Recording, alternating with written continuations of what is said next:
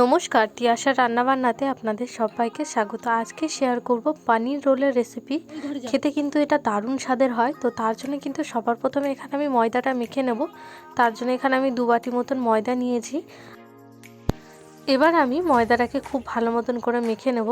যেরকমভাবে লুচি বা পরোটার জন্য মাখা হয় ঠিক সেরকমভাবেই কিন্তু এটাকে মাখতে হবে। সবার প্রথমে আমি কিন্তু একটু নুন আর একটু চিনি আর তেল দিয়ে দিয়েছি ময়াম হিসেবে। তারপর এটাকে খুব ভালো মতন করে একটা ডোর আকারে মেখে নিয়েছি। এবার এটাকে আমি একটু রেস্টে রেখে দেবো প্রায় 1 ঘন্টার জন্যে। এবার চলে যাব কিন্তু আমি পরের স্টেপে। উপর দিয়ে একটু আমি সাদা তেল মাখিয়ে নিলাম। মাখিয়ে কিন্তু এটাকে আমি রেখে দেবো এবার 2 ঘন্টার জন্য প্রায় রেস্টে। 2 ঘন্টা পর আমি এটাকে আবার একটুখানি এইভাবে মেখে নেব যাতে এটা খুব সুন্দর হয়। আর এইভাবে পনির রোলটা বানালে কিন্তু খেতে একদম দোকানের মতনই টেস্টি হয়। রেসিপিটা যদি আপনাদের ভালো লাগে তাহলে কিন্তু অবশ্যই লাইক, কমেন্ট আর সাবস্ক্রাইব করবেন। আমি এটাকে আবার ঢেকে দিয়ে এবার পনিরের প্রিপারেশনটা করতে যাব। তো তার জন্য পনিরগুলোকে কিন্তু আমি একটু বড় বড় করেই টুকরো করে কেটেছি। এবার এর মধ্যে আমি একটু লঙ্কার গুঁড়ো, একটু হলুদ গুঁড়ো, একটু নুন দিয়ে দিলাম। দিয়ে কিন্তু এটাকে খুব ভালো মতন করে একটুখানি মিশিয়ে নেব যাতে এটা খুব ভালো মতন করে মিশে যায়। এইভাবেই কিন্তু একদম দোকানেই বানানো হয়। তো এইভাবে ট্রাই করলে কিন্তু খেতে একদম দোকানের মতনই হয়। তারপর ওপর দিয়ে কিন্তু সামান্য একটু পরিমাণে আমি ময়দা ছড়িয়ে দিলাম।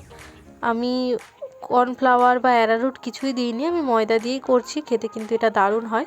তারপর গ্যাস অন করে একটা কড়া বসিয়ে এতে সাদা তেল দিয়ে তেলটা গরম হয়ে আসলে এখানে আমি পনিরের টুকরোগুলো দিয়ে দিলাম। দিয়ে এবার একে একে কিন্তু এগুলোকে আমি ভেজে নেব। একে একে আমি উল্টে পাল্টে লাল লাল করে ভেজে নিলাম। এবার ভেজে তুলে নিয়ে ওই তেলের মধ্যে দিয়ে দিলাম পেঁয়াজ কোচানো। এবার পেঁয়াজটাকে কিন্তু একটু এরকম স্লাইস করে কেটে নিয়েছিলাম। পেঁয়াজটা হালকা ভাজা করে নেব, খুব বেশি ভাজা করব না।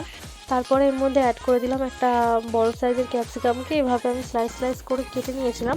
তো ক্যাপসিকামটাও এর মধ্যে অ্যাড করে দিলাম। দিয়ে খুব ভালো মতন করে কিন্তু এটাকে মিশিয়ে নেব। সামান্য একটু নুন দিয়ে দিয়েছি এর মধ্যে। দিয়ে এটাকে খুব ভালো মতন করে কিন্তু মিশিয়ে নেব। তারপর এর মধ্যে দিয়ে দিলাম 1 চামচ মতন সয়া সসটা দিয়ে খুব ভালো মতন মিশিয়ে নিয়ে এবার এর মধ্যে দিয়ে দিলাম 1 চামচ মতন চিলি সস। তারপরে টমেটো সসও অ্যাড করে দিলাম। দিয়ে কিন্তু খুব ভালো মতন করে এটাকে আমি মিশিয়ে নেব।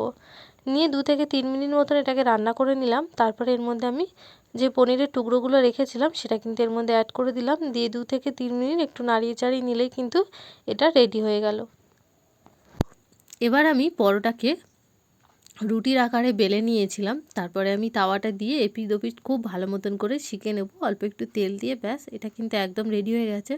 তারপর যে পুরটা বানিয়ে রেখেছিলাম সেটার মধ্যে দিয়ে রোল করলে কিন্তু একদম রেডি।